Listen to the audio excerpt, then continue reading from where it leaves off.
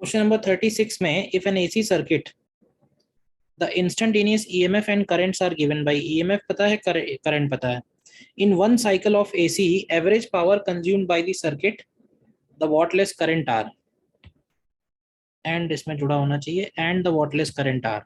तो देखो average power अगर हमें निकालना है, एवरेज पावर को हम लोग सीधे सीधे लिख सकते हैं E R M S into I R M S into cos phi, E R M S into I R M S into cos phi.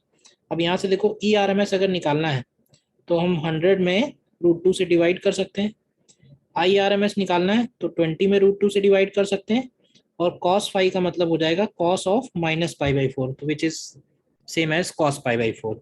तो ये वैल्यू देखिए फाइनली कितना बनेगा, ऊपर 2000 है, नीचे 2√2 आ जाएगा, तो ये 1000 अपॉन √2 वॉट के इक्वल आएगा।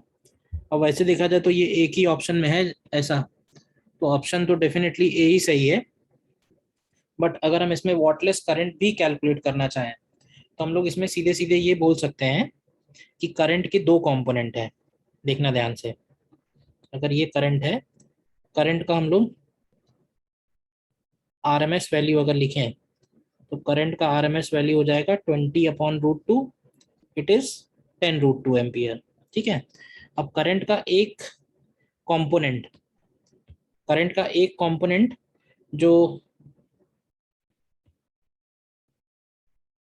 कॉस्ट वाला कंपोनेंट है वो एक तरह से पावर में पार्टिसिपेट कर रहा है, ये जो है I R M S cos phi, और जो दूसरा कंपोनेंट है वो पावर में पार्टिसिपेट नहीं कर रहा है। तो अगर हम ये वाला कंपोनेंट निकालें तो ये हो जाएगा I R M S cos phi, तो ये आ जाएगा 10 एम्पियर, क्योंकि कॉस फाई 45 डिग्री है तो इसका दूसरा वाला कंपोनेंट भी 10 एम्पियर आएगा। तो इसी को हम लोग वॉटलेस करंट बोलते हैं।